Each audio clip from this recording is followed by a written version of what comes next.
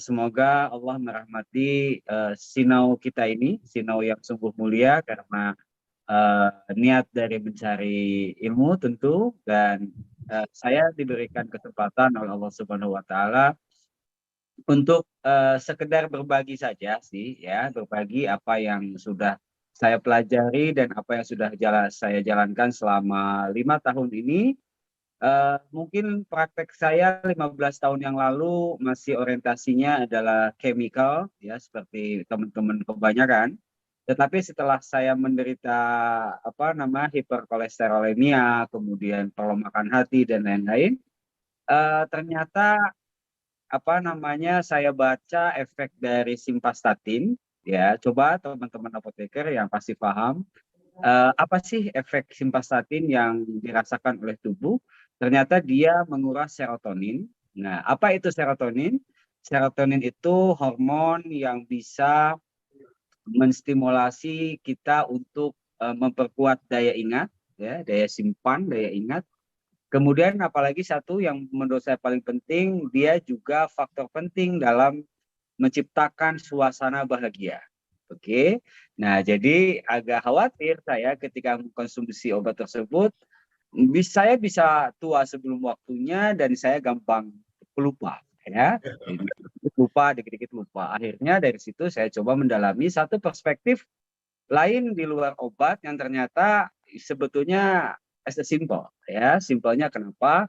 Karena ternyata dengan sekedar merubah pola makan saja itu kita bisa mencapai derajat kesehatan yang ideal. Oke, untuk mempersingkat waktu izinkan supaya lebih tertata lagi penyampaiannya, saya sudah siapkan materi untuk acaranya Mas Boy yang saya sangat kagumi ya. Karena apa Yes. saya kagumi? Karena apa? eh, Ya, apoteker dalam berkontribusi untuk bisa mengedukasi masyarakat ini memang dibutuhkan, Mas. Jadi ini adalah satu media yang menurut saya harus kita dukung. Saya juga sangat appreciate gitu ya. Makanya ketika Mas Boy mengajak saya, ayo, saya bilang insya Allah saya berkontribusi untuk bisa sekedar memberikan sedikit sharing ya. Eh, karena materi ini di-sharing oleh teman-teman di sana atau sama saya, Mas Boy, gimana? Boleh Kalau dari misalkan host? Ya. monggo bisa dimulai. Nah, holistik ini satu padanan kata yang menurut definitif ya, secara definitif adalah melihat segala aspek itu secara komprehensif. Ya, teman-teman sekalian, ketika kita sakit, kita orientasinya adalah pasti mindset kita obatnya apa, gitu ya. Tetapi kalau orang yang berpandangan atau berperspektif yang holistik, tentu dia akan berpikir, kenapa saya bisa sakit? Nah, adakah di antara kita yang ketika mengalami satu kelainan, manifestasi klinis, misalkan berupa pusing, pernahkah kita berpikir apa sih yang saya sudah makan?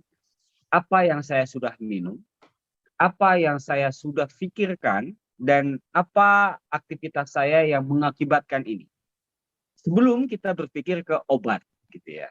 Nah, rata-rata kalau perspektifnya bukan holistik, maka yang kita cari adalah simpelnya obat. Satu contoh, ini saya masih judul ya, tapi mungkin akan ada penekanan nanti di masing-masing slide. Saya kasih contoh seperti ini. Orang yang pusing sakit kepala ya, atau mungkin di sini lehernya kaku, pernah disadari nggak sama kawan-kawan sekalian bahwasanya itu sinyal ya, sinyal atau alarm yang Allah sudah ciptakan untuk badan kita yang memberitahukan ke diri kita bahwasanya something wrong with your body. Ada yang salah nih di dalam tubuh kita, cara hidup kita. Tetapi yang salah adalah kita meresponnya dengan membunuh alarm itu. Kita meresponnya dengan cara menghilangkan rasa sakit yang dengan cara bagaimana? Dengan cara menekan pusat sakit bisa di susunan saraf pusat, melalui medulla oblongata, melalui hipofisis anterior atau melalui cara kerja obat secara farmakokinetik, secara farmakodinamik. Tetapi poinnya sebetulnya bukan itu yang harus kita sikapi sebagai seseorang yang melihat secara holistik, bahwasanya apa yang kita makan, apa yang kita minum, apa yang kita pikirkan, apa yang kita lakukan, itulah sebetulnya yang menyebabkan kondisi kita bisa sakit. Jadi kalau misalkan sekarang Anda bayangkan, dalam kasus hiperkolesterolemia misal, ya di apotek sering ditemukan kasus yang ketika dicek kita dapat katakanlah 240 gram per DL, ya, atau 250 gram per DL. Pasti gejalanya adalah sakit kuduk, ya, pusing kepala sampai demam gitu ya. Nah, itu kan sebetulnya teman-teman sekalian, terapi ini ada dua. Ada terapi yang sifatnya kausalistik, ada yang simptomatik. Oke. Nah, rata-rata kita langsung kita kasih analgetik supaya menghilangkan pusingnya. Kemudian analisa kita kausalistik adalah menurunkan kolesterolnya. Tetapi yang kita lupakan ya, ketika alarm ini menunjukkan 240 gram dia ada rasa sakit, ketika nanti alarmnya sudah rusak, ya, dia tidak akan menimbulkan gejala lagi tuh di 240 gram per DL itu. Dia harus naik lagi 260 gram per DL baru ada rasa sakit. Kemudian kita obati anti sakit lagi. Oke, nah dia 280 gram per DL ada baru gejalanya. Terus Anda bisa bayangkan bagaimana ya. Saya sih merasa gini, kalau badan orang lain adalah badan saya tidak mau berbuat zalim ke badan saya dan saya tidak mau berbuat zalim ke badan orang lain, karena saya anggap satu badan gitu ya. Saya anggap saudara, saya anggap itu seolah-olah badan saya, sehingga dari situ timbul keinginan buat memperdalam sebetulnya apa sih tinjauan holistik yang belum saya temukan selama di perkuliahan, belum saya temukan selama saya praktek. Nah, disinilah saya ketemukan yang namanya prinsip holistik konsep gitu ya. Next. Nah, ini judul yang kenapa saya mengusung judul seperti ini, karena hampir 5 tahun ini boleh dibilang saya sudah hampir bebas, mungkin sudah bebas dengan obat gitu ya. Kenapa? Karena setiap batuk, flu, kemudian badan pegel-pegel, leher berat atau apapun itu yang dirasakan, maka saya langsung introspeksi kepada apa yang saya makan, kemudian nanti akan ada penjelasan apa sih yang nurunin pH, apa sih yang naikin pH, seperti tadi Mas Boy sudah sampaikan. Next, biar nanti kita lebih banyak di materi pokok. Apakah sakit domain mencari faktor eksternal? Ya, kawan-kawan sekalian, saya tidak jauh-jauh ketika kita ada efek pandemi dan lain-lain, kita selalu menyalahkan faktor luar, faktor eksternal. Oh, ini karena virus. Oh, ini karena bakteri. Semuanya dari luar. Semuanya dari luar. Kemudian ketika sakit pun kita kan asumsi yang selama ini saya dapatkan di teori ya, di bangku kuliah atau yang sebelum saya beralih ke holistik perspektif ini, lalu saya bilang, wah ini karena bakteri dari luar nih, oh ini karena jamur nih, oh ini karena virus nih. Kemudian pertanyaannya adalah gini, kalau saya kena virus gitu ya, kenapa tetangga saya enggak? Atau kenapa teman dekat saya kok dia enggak gitu. Padahal kita tiap hari ngobrol. Mungkin temennya Mas Boy misalkan kemarin ada yang kena, misalnya teman satu kantor atau teman sinau bareng gitu, teman di kafe kita lagi diskusi atau apa, kenapa saya kena, kenapa dia enggak? Atau sebaliknya, kenapa dia kena, kenapa saya enggak gitu ya. Nah, kemudian pertanyaan selanjutnya adalah apakah selama ini kita ini makan yang kita butuh atau yang kita ingin atau yang kita suka, ya, karena itu jawabannya harus jujur. Artinya kalau kita makan, kita tuh makan yang kita butuh atau kita makan yang kita ingin, yang kita suka. Mostly 80% makan karena saya suka, meskipun saya nggak butuh. Contoh, Kalau habis makan nasi, gitu ya, Anda minum teh manis pakai es, let's say, itu ya. Kita ambil contoh simpelnya seperti itu.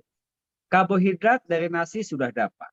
Katakanlah kita protein kalau kita makan sama telur, makan sama daging, kita sudah dapat. Apalagi makromineral, kemudian mikromineral kita sudah dapat dari sayurnya, buahnya, dan lain-lain, katakanlah. Kemudian kenapa kita minumnya teh dipakein gula ditambah es? Es mengakibatkan enzim-enzim pencernaan itu tidak bekerja secara maksimal. Oke? Nah, ingat bahwasanya enzim bekerja pada suhu tubuh kita optimal di angka 36 sampai 37 derajat Celcius. Ada amilase ya yang di dalam mulut dia sempurna untuk mencerna itu suhunya ya suhu tubuh kita. Anda bisa bayangkan kalau ada es yang suhu tubuhnya jauh di bawah suhu tubuh kita, tidak akan bekerja enzimnya. Masuk ke dalam lambung, di dalam lambung itu harus dipecah protein peptidase ya. Jadi ada yang memecah si enzim-enzim tersebut. Kemudian bagaimana dia bisa bekerja ketika mau bekerja Anda siram pakai suhu yang di bawah suhu tubuh. Pertanyaan itu yang harus kita jawab. Kemudian kenapa harus teh manis? Sementara kan gula itu karbohidrat. Atom karbonnya 4, sama seperti nasi. Sama-sama saja ini, ya, karbohidrat juga, kalorinya juga sama-sama tinggi. Kenapa kita minum? Karena enak, karena suka, bukan kita butuh. Kalau memang kita butuh, harusnya ketika kita makan, oke, minum secukupnya, diamkan dulu selama 5-10 menit. Enzim bekerja, mencerna, dan lain-lain, baru kita minum. Suhu ruang atau hangat.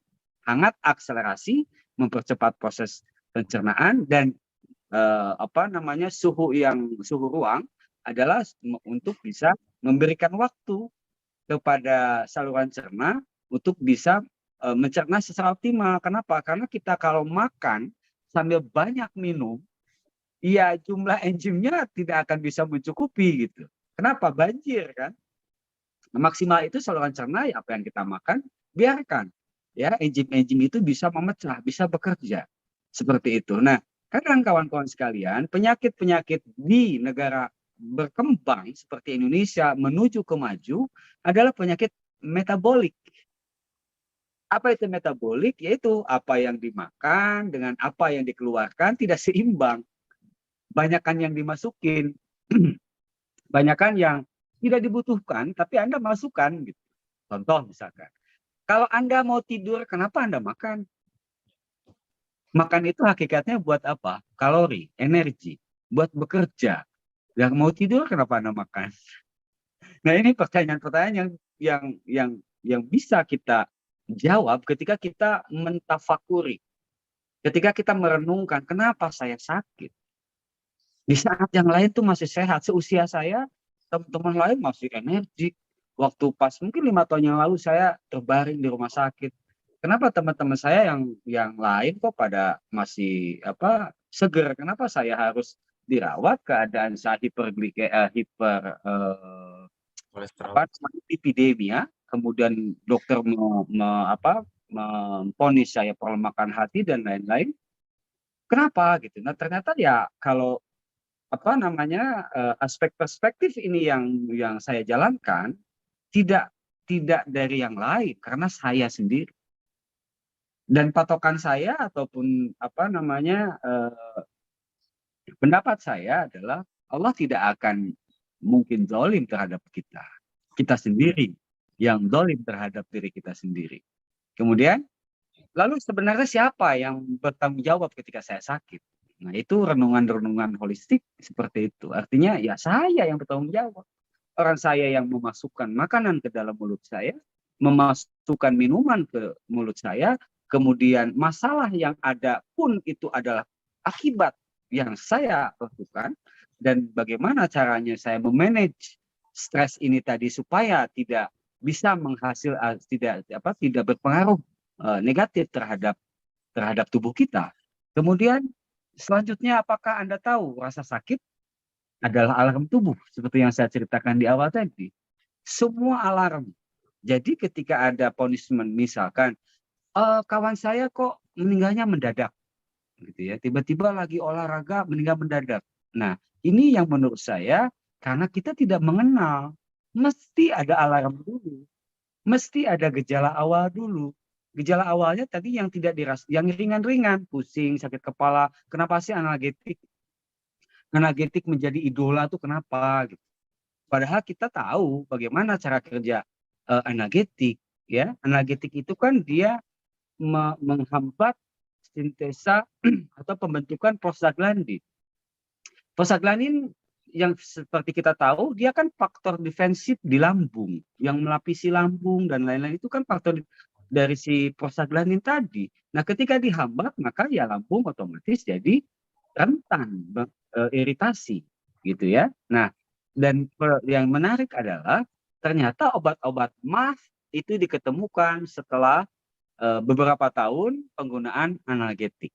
Jadi sebetulnya pertanyaannya adalah sejarahnya pun dulu nggak ada itu orang yang sakit mah sebelum orang itu mengenal analgetik. Oke, next.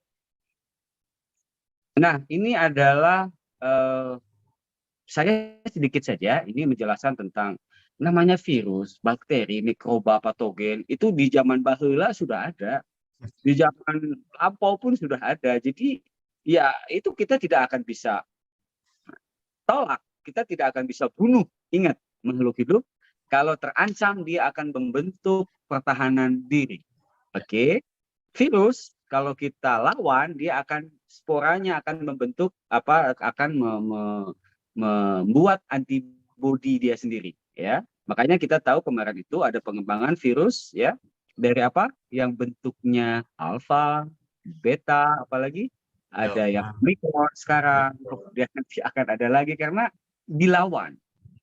Dan kita mayoritas menyalahkan virus, salah virus, salah virus. Adakah yang berpikir faktor defensifnya yang memang justru yang harus diperkuat? Next. Nah, protokol kesehatan dari luar, wow sudah 3M, 5M, apa 6M, semua oke. Kita sudah lakukan. Oke, pertanyaannya masih ada yang kena kan? Ya. Nah, yang kadang dilupakan protokol kesehatan ya dari dalam. Oke, yuk kita bicara protokol kesehatan dari dalam. Kalau dari luar mungkin masih banyak pakar-pakar di sana yang lebih mumpuni ya, tapi saya ingin fokus ke yang protokol kesehatan dari dalam. Next. Oke, keimunan sama keimanan ya pasti kita aman ya, karena hakikatnya kalau kita ya dibawa ke arah keimanan ada apa ayat ala bizikrillah tatmainnul qulub. Jadi kalau yang stres ya dengan berzikir gitu ya. Kemudian cara makan dan lain-lain pun sebetulnya di Al-Qur'an ada, dipertegas di hadis sebetulnya cara-cara makannya seperti apa. Cuma mungkin nanti di slide selanjutnya saya jelaskan. Dan ketika memang nanti imunnya baik, kemudian keimanannya juga baik, pasti Anda aman. Ya, pasti Anda tidak akan terpapar. Next lagi.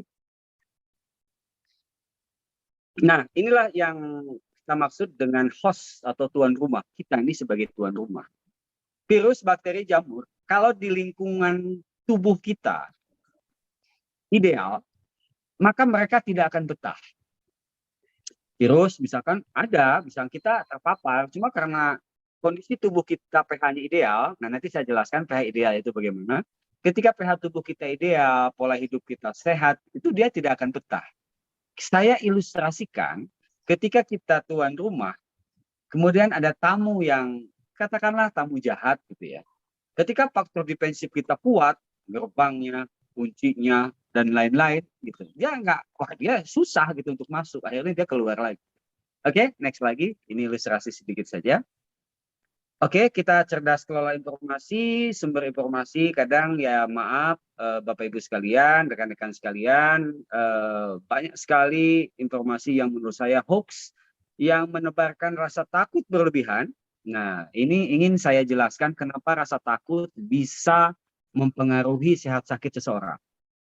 Begini Bapak Ibu sekalian, once ketika kita merasa takut, merasa cemas, merasa stres, ada satu mekanisme di dalam tubuh kita yang berjalan. Jadi ketika kita dapat stres tadi, maka tubuh mengeluarkan hormon yang namanya kortisol. Oke. Nah, apa itu kortisol? Kortisol itu sebetulnya dimaksudkan untuk bisa menjaga kewaspadaan. Denyut jantung dijaga supaya dia nggak pingsan, ya, supaya kita nggak pingsan. Kemudian apalagi fungsi-fungsi organ lainnya diseimbangkan. Nah, Anda bisa bayangkan ketika kita mendapat stres, kemudian keluarlah namanya kortisol, tubuh itu di dalam diri kita, organ itu bekerja lebih berat, 2-3 kali lipat, supaya tubuh kita awareness-nya tinggi, supaya tubuh kita terjaganya luar biasa. Oke, karena keadaan kita ini lagi diserang gitu ya. Nah, tetapi efek dari pengeluaran kortisol itu dan bekerja tubuh si organ 2-3 kali lipat, maka sel akan membentuk atau beraktivitas namanya glukogenesis. Apa itu glukogenesis? Membentuk gula di dalam sel. Kenapa? Karena supaya tubuh tidak drop. Nah, ketika gula di dalam sel ini tinggi, maka ingat kalau gula pasti lawannya atau yang mencernanya adalah insulin dibutuhkan. Dan satu lagi oksigen. Maka ketika gula dalam sel naik, oksigen yang dibutuhkan cukup tinggi, insulin dibutuhkan cukup tinggi, maka yang terjadi adalah pH-nya langsung drop. pH tubuhnya langsung turun. Nah, apa hubungannya? Next, mungkin akan saya jelaskan terkait pH nanti. Ini nggak kecepatan ya, Mas. Masih dalam track. Nah, saya izinkan untuk berbicara tentang sejarahnya dulu. Apa teori sakit dan sehat tuh zaman baheula tuh gimana sih? Zaman dulu tuh gimana sih? Dan saya sih sebetulnya tidak kaget. Yang sekarang ada yang pro vaksin, ada anti vak, kemudian ada yang perdebatan-perdebatan di bidang kefarmasian, di bidang kedokteran itu sudah nggak aneh. Karena next, ini saya cerita sejarahnya. Sebelumnya pun sudah ada, ya. Jadi ada satu tokoh di tahun 1800-an itu ada dua tokoh yang menurut saya ini fenomenal, ya. Yang satu sisi adalah Louis Pasteur dengan germ teorinya, yang kedua adalah Anton Beckham dengan Tiren teori, ya. Nah, apa letak perdebatan mereka? Di sini gambar sebetulnya Anda bisa mendefinisikan dari gambar ini, kalau si germ teori ini, kalau ikan mati di akuarium, maka ikannya yang harus dikasih obat. Karena bakteri untuk untuk melindungi dari bakteri yang ada di dalam air. Bisa vaksinasi, bisa ditambah apapun gitu ya untuk menjaga kesehatan ikannya. Nah, tetapi kata si Anton Beckham, you are wrong. Yang benar adalah ganti airnya, maka ikannya akan sehat. Coba silahkan didefinisikan masing-masing supaya nanti kita bisa discuss. Ini adalah landasan daripada Anton Beckham ini. Yang merunut ke sini adalah teori holistik swamedikasi. Kalau untuk saya ya, karena swamedikasi jadi saya ngobatin sendirilah gitu. Nah, next lagi, kalau Anton Beckham ini kalau infeksi atau virus, antibiotik, kemana sakit, analgetik, itu semua obat. Nah, kenapa di Indonesia ini yang Anton Beckham tidak berkembang? Mohon maaf, kalau yang seperti ini memang aspeknya bukan aspek bisnis, karena aspeknya adalah aspek edukasi, ya. Ketika edukasi tidak ada benefit secara materi yang didapat, cuma kepuasan yang imaterial itu luar biasa, ya. Sementara yang Louis Pasteur itu semua profit oriented lah. Jadi ketika ada obat, ada jasa, ada apa, nah itu secara ekonomi berkembang. Next lagi, Ini perbedaan tadi saya sudah jelaskan apa itu, bagaimana Antoine Beckham, bagaimana Louis Pasteur, bagaimana kiblatnya, kenapa dulu mereka nggak setuju, gitu ya. Dan kita sekarang yang yang manusia-manusia abad ini pun sebetulnya bisa berkaca dari perdebatan dulu, kenapa sih kenapa sih game teori ini yang di Louis Pasteur ini malah dipakai di Indonesia dan WHO khususnya di WHO gitu ya, itu pakainya Louis Pasteur. Dan kenapa yang si Antoine Beckham ini tidak populer di Indonesia? Saya jawabannya tadi, ini semata-mata aspek ekonomi gitu ya. Orang-orang yang ngambil tesis farmakoekonomi itu pasti paham. Kemudian, tapi pada ujung kematiannya Louis Pasteur, dia membenarkan Bernard was right. Ya, jadi di slide itu paling ujung, for this reason, it is said that on his deathbed, Pasteur admitted, dia menyebutkan Bernard was right. Jadi sebetulnya dia mengaku salah, tapi pas ketika meninggal, gitu ya. The terrain is everything. Terrain itu semacam, yaitu tadi perkembangan bakteri, mikroba yang di dalam karena tubuh kita ini mendukung mereka untuk tumbuh. Next lagi, bagaimana bisa kita mendukung bakteri itu tumbuh? Nah, holistic teori ini yang kita harapkan memahami secara menyeluruh dan bisa mempertimbangkan segala aspek yang berpotensi mempengaruhi tingkat kesehatan tubuh termasuk keseimbangan asam basa. Oke, nah Bapak Ibu sekalian, kita mulai masuk ke teori asam basa, memacu menganalisa peran hormonal. Tadi hormon sekilas saya sudah bahas, analisa sebab sakit penanganannya dengan pengetahuan sebab dan akibat, kemudian sehat dan sakit bisa di-manage. Jadi kapan Anda sakit, kapan Anda sehat, sebetulnya kita sendiri yang tahu. Next. Nah, Bapak Ibu sekalian, yang ideal pH kita adalah 7,35 sampai 7,45. Oke, pH. Jadi kalau mau air liur, mau air seni, nah itu cairan tubuh ya, kalau diukur pH-nya dengan pH meter bisa ada yang elektrik, bisa ada yang paper. Nah, itu idealnya 7,35 sampai 7,45. Pertanyaannya, kalau di bawah 7,35 apa yang terjadi? Nah, saya contoh seperti ini. Saya ngobrol atau ngomong di sini dari tadi, hakikatnya adalah dari makanan yang saya makan, minuman yang saya minum, oksigen yang saya hisap, sehingga dimetabolisme oleh tubuh menghasilkan energi berupa suara. Oke, suara nih, ada suaranya. Kemudian kita tidak disadari bahwasanya semua metabolisme tubuh itu mengeluarkan limbah. Limbahnya apa? Limbahnya asam laktat. Maka ketika nanti kalau 2 jam, 3 jam saya ngobrol begini, saya merasa badan saya pegel-pegel, perut saya kembung, pinggang saya pegel. Nah, itu adalah ciri khas penumpukan asam laktat. Yang dengan bahasa sederhana itu disebut dengan masuk angin.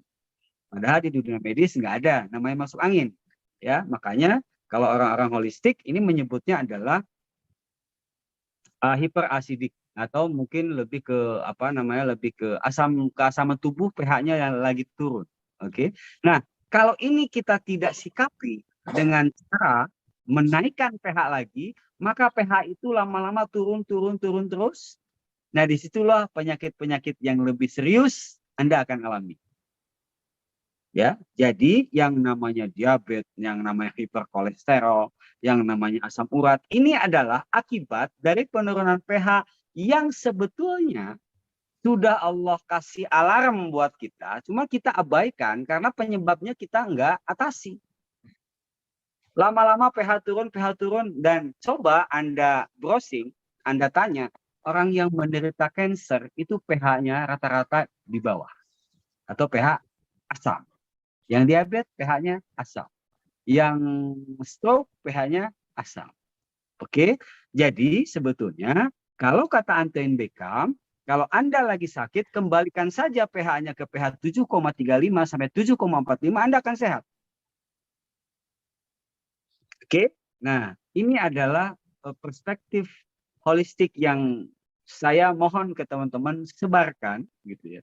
Silahkan, tetapi Anda juga harus bisa mencari komparasi. Ya, jadi dalam keilmuan enaknya kalau diskusi dan kita sama-sama legowo, itu kita pendapat baru pun kita akan terima dulu, baru nanti kita akan cari komparasinya seperti apa nih. Dan nanti Anda akan menemukan kebenaran di situ. Karena saya tidak jarang menemukan apoteker ataupun yang tetangga profesi lain yang sudah menutup bahwasanya dia yang paling benar. Nah, agak sulit kalau diskusi dengan orang yang sudah merasa benar gitu ya. Tetapi kalau kitanya membuka diri terhadap ilmu baru, ilmu yang menurut kita adalah oh ini ternyata esensi dari yang kita cari gitu ya, dan kemudian kita jalankan selama bertahun-tahun, kemudian kita rasakan, kemudian kita sebarkan dan orang lain happy menjalankan ini tanpa obat, why not? Ya, apotek pun jangan berpikir bahwasanya oh nanti Pak, kebetulan saya juga punya apotek. Kenapa pasien-pasien saya itu lebih lebih lebih cenderung sekarang lebih loyal, lebih setia karena ini edukasinya. Jadi ayo Pak, makannya, minumnya, cara tidurnya gitu ya, pola pikirnya kita benahi semua. Happy banget mereka. Bahkan keuntungan atau loyalitas mereka ke apotek jauh lebih tinggi sekedar Anda do your business. Hanya bisnis doang, jual beli itu tidak begitu loyal. Tapi ketika sudah level konsultasi mereka jalankan dengan seksama, mereka happy lepas dari obat, siapa yang tidak bahagia? Dan itu akan lebih setia terhadap apotek Anda. Meskipun nanti di apotek belinya multivitamin, nutrisi apa yang memang nanti sebetulnya marginnya lebih gede gitu loh. Tapi kadang teman-teman apotek itu di apoteker di apotek terjebak ke perang harga, diskon ini, diskon itu. Lupa ada potensi lain yang bisa dikembangkan dengan konsumen dan konsumen itu sudah tidak melihat harga lagi. Next lagi,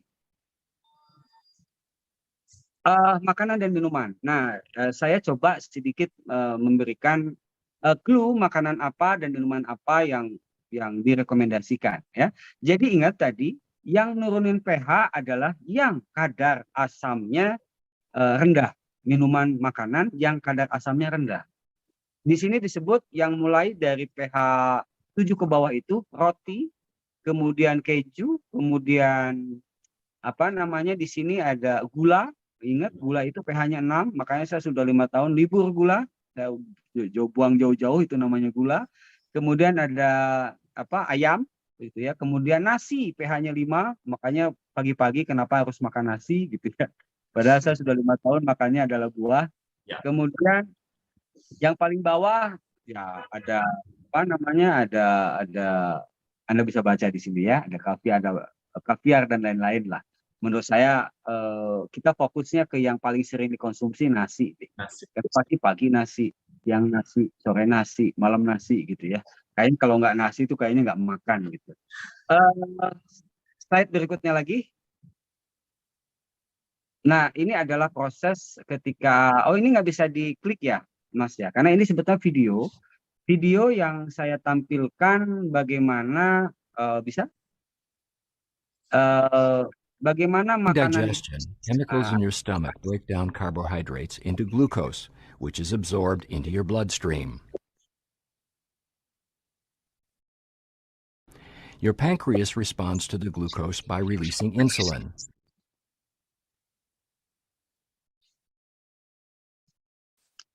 Insulin is responsible for allowing glucose into your body's cells.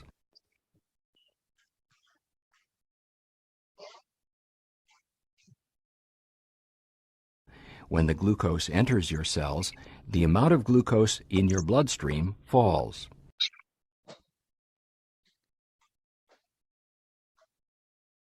If you have type 1 diabetes, your pancreas doesn't secrete insulin, which causes a buildup of glucose in your bloodstream.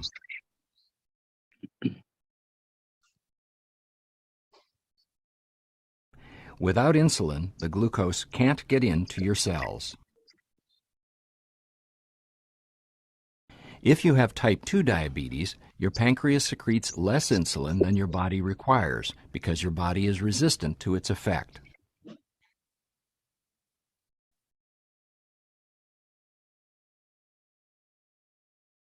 Oke. Nah, teman-teman bisa lihat dari video ini ada type 1 diabetes, ada type 2 diabetes, ada yang normal. Nah, yang normal tadi lazimnya gula masuk, ada pankreas gitu ya. Reaksinya sebetulnya ada oksigen juga yang memecah sehingga karbohidrat itu menjadi lebih sederhana sehingga bisa digunakan oleh sel. Itu kunci normal ya, yang normal demikian.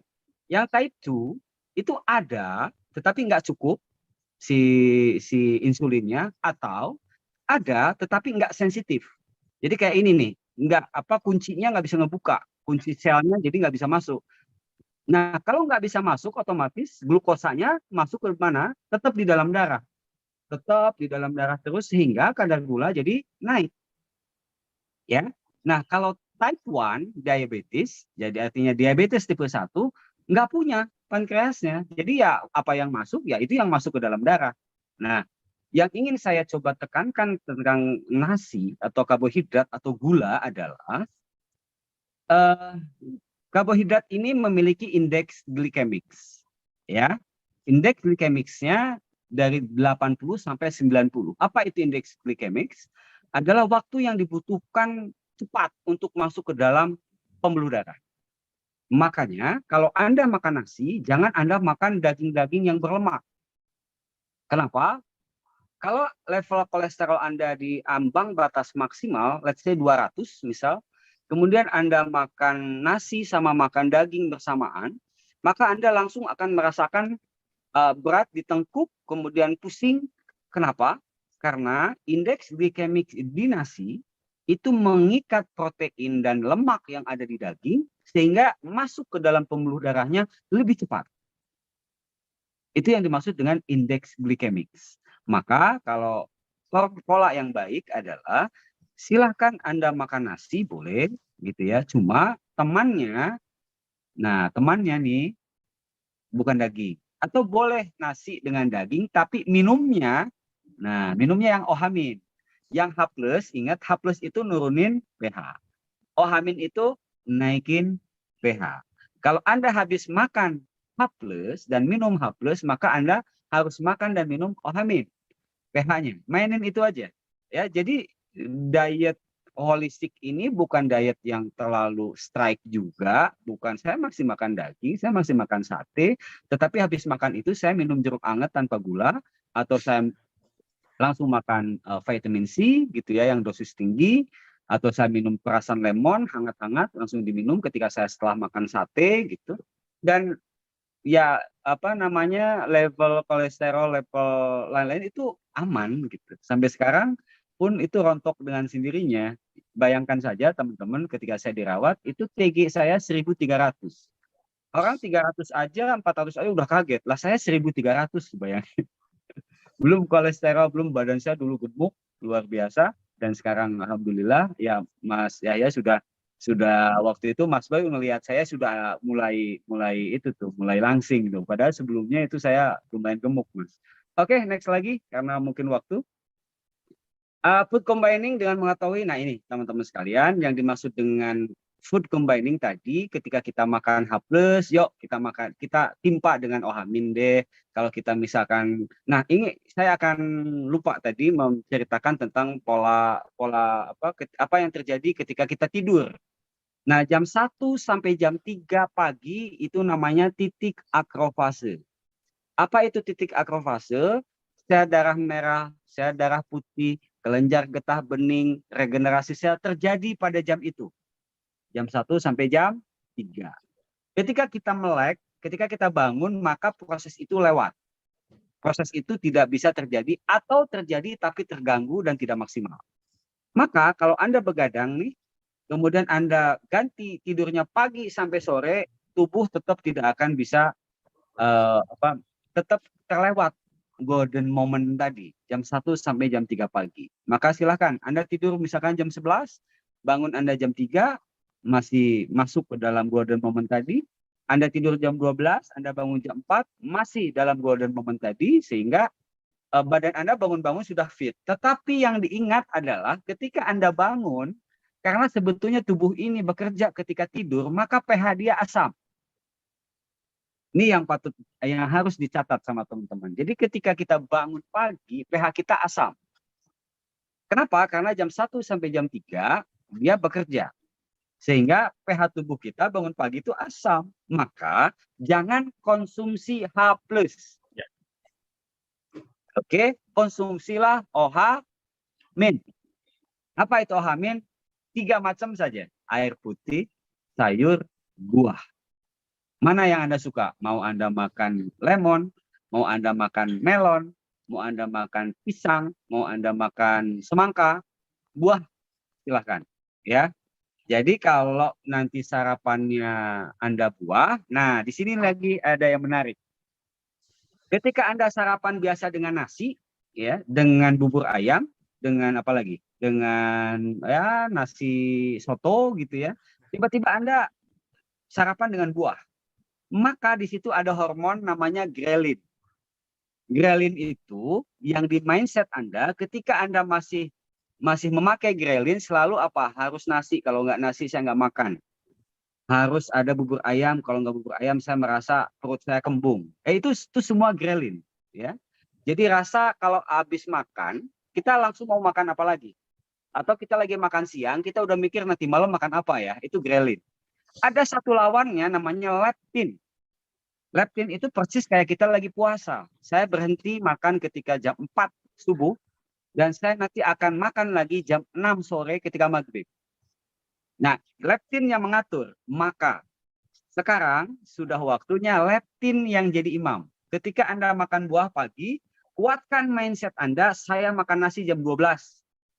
Dan terakhir saya makan malam jam 5 atau paling telat jam 7 malam. Tapi setelah makan berat, saya harus makan OH-. Saya harus makan buah, saya harus makan sayur. Setelah makan berat tadi, setelah makan H+ tadi. Nah, mindset makan lapar kembung segala macam silahkan Anda manage. Jadi leptin sudah saatnya jadi imam dan grelin jadi makmum. Selama ini saya pun ketika usia di bawah 30, waduh udah deh apa aja saya makan karena grelin saya masih jadi imam.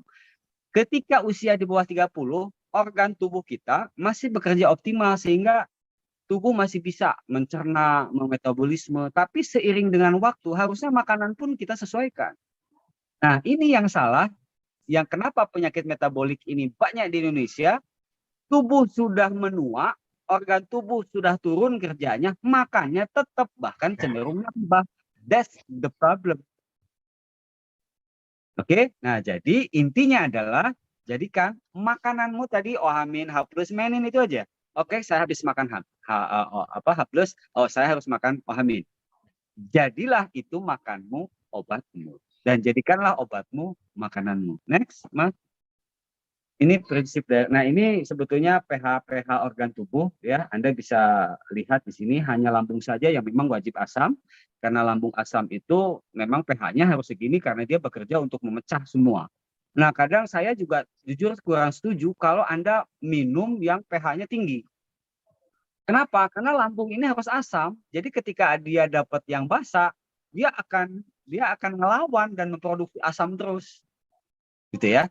Saya sering ada pertanyaan, Pak, kalau gitu pH yang basa bagus dong diminum. Saya termasuk yang tidak merekomendasikan. Nah, lebih baik Anda makan yang golongan asam lemah. Kenapa? Rata-rata golongan asam lemah ketika masuk ke dalam lambung, dia membentuk buffer, membentuk basa. Seperti apa contohnya? Jeruk-jerukan, ada jeruk nipis, ada jeruk lemon, ada jeruk peras.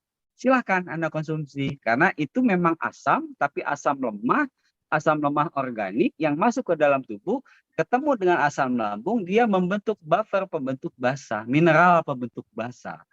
Ya, maka di situ lambung Anda akan bersih, lambung Anda akan lebih sehat. Bahkan yang sakit-sakit mah, justru ini saya banyak berhasil mengarahkan cara makan dan konsumsi buah, dan banyak yang sukses untuk kasus-kasus yang hiperasiditas sebelumnya.